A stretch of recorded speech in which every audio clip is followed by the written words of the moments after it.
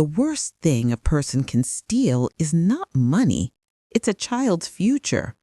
That's what the principal of the fancy school tried to do to my granddaughter, Lily. They took a bad lie and used it to snatch away the money we set aside to guarantee her college dreams. They thought they had tricked a simple, grieving grandmother. They thought they had won. Hello, everyone. I'm Amelia, and this is the story of how I took on a whole corrupt school system with nothing but my old receipts and a notebook. Before we start finding those hidden rules, tell me quickly in the comments where you are watching from. And if you believe that grandmothers should always fight for their own, please hit that subscribe button and ring the bell. Now, let's get back to Lily. She's the smartest, kindest girl you'd ever meet, with a smile that could light up a whole room. When Lily was born, my late husband and I set aside a huge sum of money. We called it her college trust. It was a special kind of money, a no-refund fund, meaning once the school took it, they couldn't give it back no matter what. Lily had been going to this fancy private school for years. It looked nice, but as soon as the college trust money was completely handed over, the kindness stopped. One day, the principal of the fancy school, a cold, stiff man named Mr. Reynolds, I just called him the bully principal, called us into his office. He had a shocking, nasty lie ready. He claimed Lily was a cheater. He said she had copied homework from a book, and because of this big rule breaking, they had to kick her out. My heart fell right through the floor. Lily cried, but she swore she hadn't done it. I knew she was telling the truth, but Mr. Reynolds just shook his head, looking smug. He told us we had to leave immediately, and because of the cheating, the school would, of course, keep the college trust money. That was the real reason. They didn't want Lily out. They wanted her money. They used a bad lie to steal her future. When I tried to speak up, telling him about all the good Lily had done, Mr. Reynolds looked straight through me.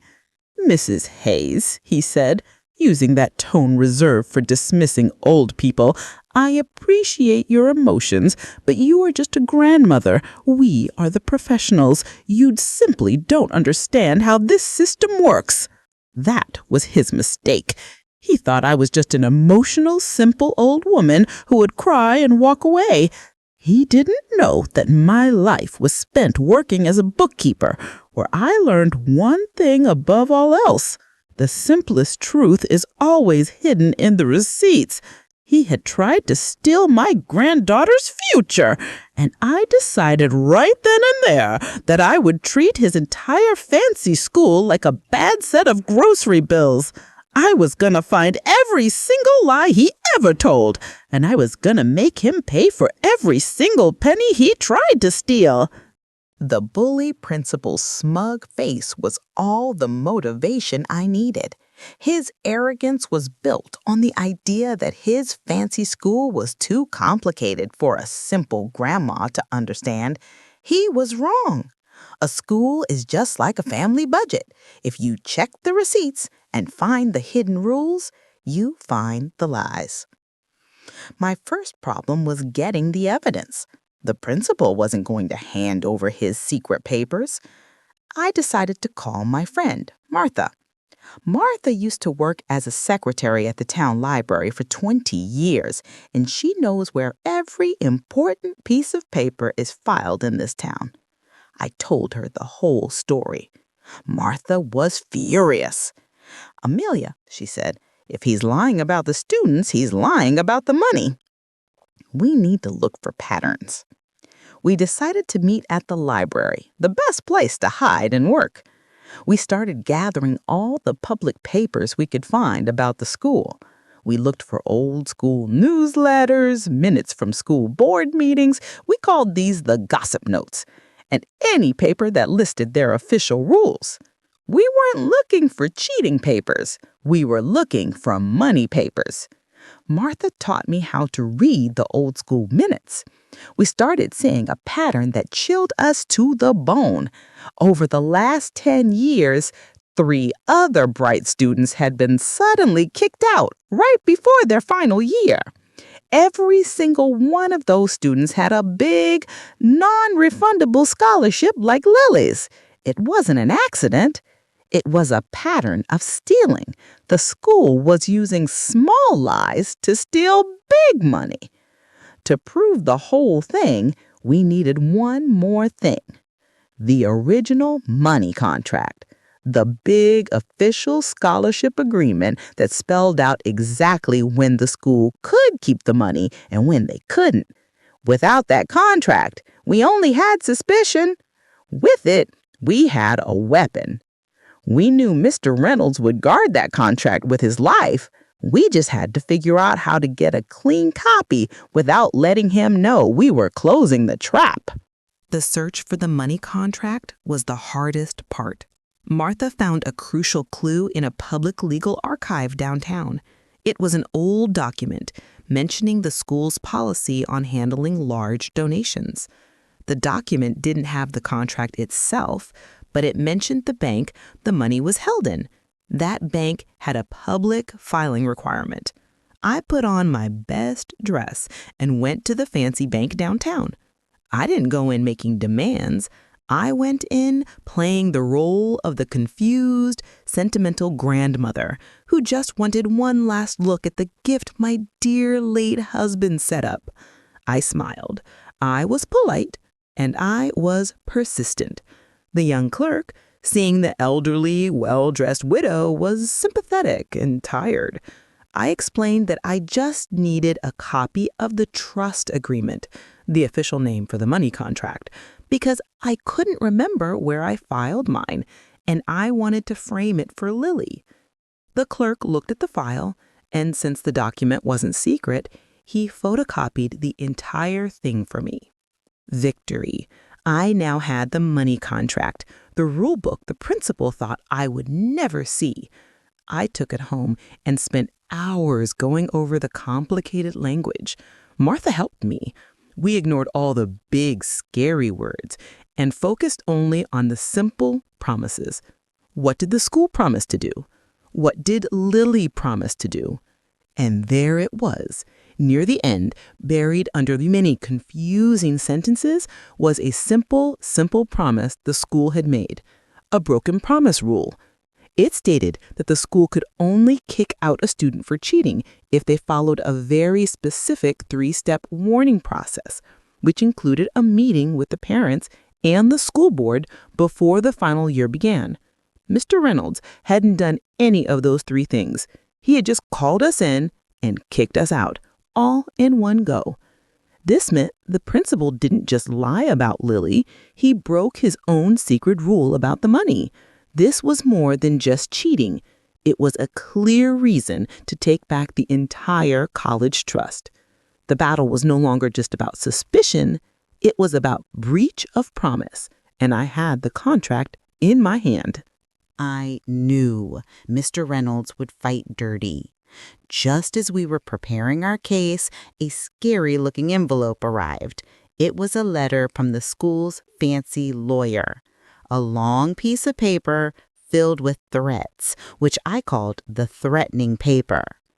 The threatening paper claimed that if I didn't stop talking about the school, they would sue me for slander and tell everyone that Lily's expulsion was my fault. It was meant to make me scared and silent. It was meant to make me act like the emotional grandmother he expected. But I had the money contract. I calmly photocopied the threatening letter and sent it straight to Mr. Davies, the good, honest lawyer Martha recommended. We called Mr. Davies the good listener because he listened to simple facts, not just big legal talk. Mr. Davies was immediately furious. He said the principal was trying to bully me and that the threatening paper was proof they knew they were guilty. I handed him the money contract and showed him the broken promise rule and the pattern of stealing we found in the board minutes. "Amelia," Mr. Davies said, his voice firm, "you've done all the work. You found the smoking gun. This is no longer just about your granddaughter. This is a clear case of systemic fraud.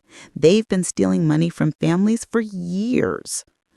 Our new plan was simple: strike hard and publicly. We wouldn't just ask for Lily's money back. We would demand that the school board clear Lily's name completely, pay back all the other families they stole from, and most importantly, fire the bully principal. But to make the public care, we needed more proof than just the contract.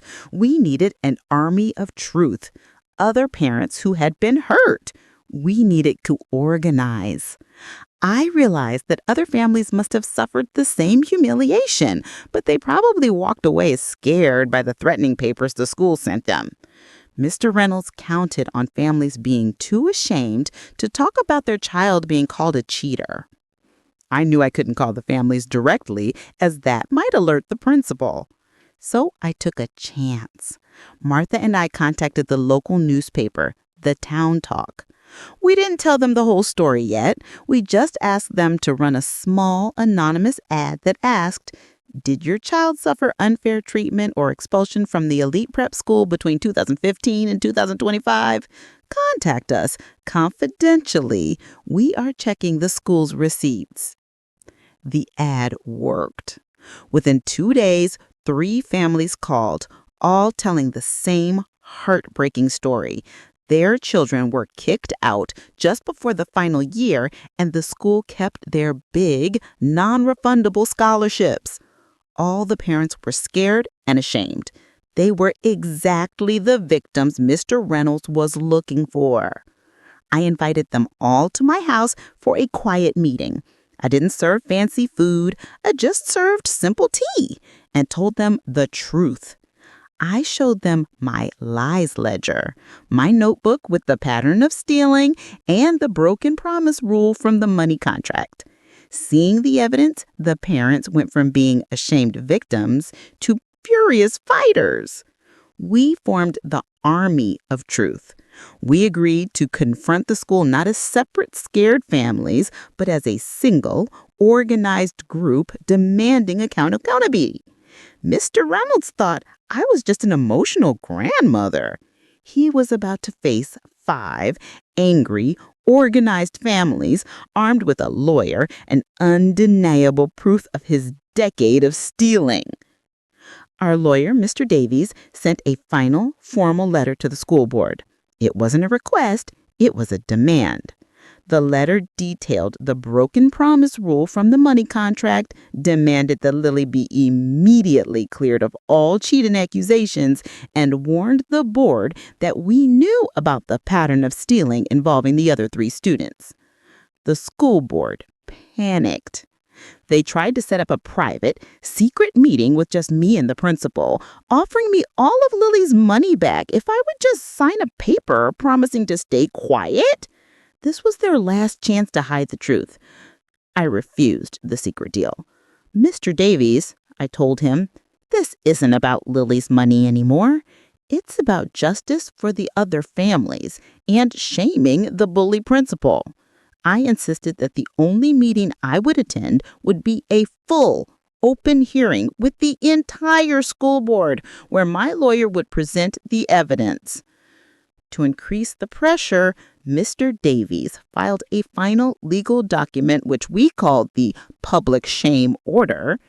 This document stated that if the school didn't agree to the public meeting, we would leak the lies ledger and the full history of the pattern of stealing to the Town Talk newspaper that very afternoon. The effect was instantaneous. The school board, terrified of public shame and the loss of their reputation, immediately agreed to the public meeting. The principal was trapped. He was forced to face me, the emotional grandmother, in a meeting where every lie he had told for 10 years was about to be exposed. The final meeting was held in the school's grand assembly hall. Mr. Reynolds sat at a long table with the entire school board, looking pale and furious. I sat opposite them, surrounded by the army of truth, the other families who had been cheated. I felt calm. I had the truth on my side. Mr. Davies started the process. He didn't yell. He simply read the broken promise rule from the money contract out loud, explaining how the principal failed to follow the required 3-step process for Lily's expulsion.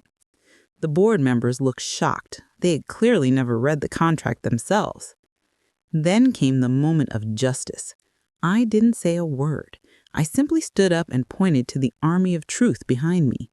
Mr. Davies then told the board that every single family present had the same story: false cheating accusations to steal non-refundable scholarship money. Mr. Reynolds, the bully principal, could not stand the shame. He tried to interrupt, screaming that my evidence was all old women's gossip. But Mr. Davies calmly presented the lies ledger, my neat notebook containing the dates and details of the pattern of stealing over the last decade. The sheer, organized weight of the facts was crushing. The school board realized instantly that their school's reputation was destroyed. The meeting ended abruptly. The school board, terrified of lawsuits and public outrage, immediately cleared Lily's name and promised to return her college trust money. But I refused to let them stop there. I reminded them of the other families. Before the board could hide the truth, Mr. Davies and I executed the final step. We leaked the complete forensic history report, the simple term for all our findings, to the town talk. The next morning, the newspaper ran a huge front-page story: elite school principal exposed, stealing college money from students for a decade. The public reaction was explosive. Parents started pulling their children out of the school. The state education board immediately launched a full investigation. Mr. Reynolds, the bully principal, couldn't show his face in town. The best part was watching the school board turn on him. They had trusted his lies and allowed him to operate the pattern of stealing for years. To save their own jobs, they fired Mr. Reynolds immediately. The formal announcement confirmed that he had misused his power and damaged the school's reputation. The bully was gone. The official judgment from the State Education Board was swift and definitive. They confirmed that the school had engaged in systemic, calculated fraud designed to profit from non-refundable scholarship funds. The school board was forced to make a public apology to every single family, including Lily and me. But the justice was more than just words. The board was ordered to pay back all the stolen college trust money to all the victims in the Army of Truth, plus extra money for the suffering they caused. I saw the look of pure, honest relief on the faces of the parents who silently suffered for years. I didn't get angry. I got organized. I didn't yell. I found the rules. The principal had tried to destroy my granddaughter's future. In the end, he lost his own career, his reputation, and his freedom to lie, all because he underestimated a simple grandmother. 1 year passed. Lily was completely cleared and attending a wonderful university with her college trust money securely in place. She never had to worry about cheating accusations again. I finally felt true peace. I realized that my revenge wasn't just about Lily. It was about honoring simple truth. My years as a bookkeeper, where I learned to track every penny and follow every receipt, gave me the greatest weapon of all: undeniable facts. I closed my lies ledger and put it away in a safe place. I decided to spend my retirement doing what I love most: volunteering at the library, helping other people find the simple truth in complicated papers. I looked back at the incident and realized the greatest victory. I wasn't emotional. I was meticulous. I wasn't just a grandmother. I was the person who knew where the rulers were written and who had the patience to prove the bully principal was a common thief. Never too old to check the receipts, and certainly never too old to fight for a child's future.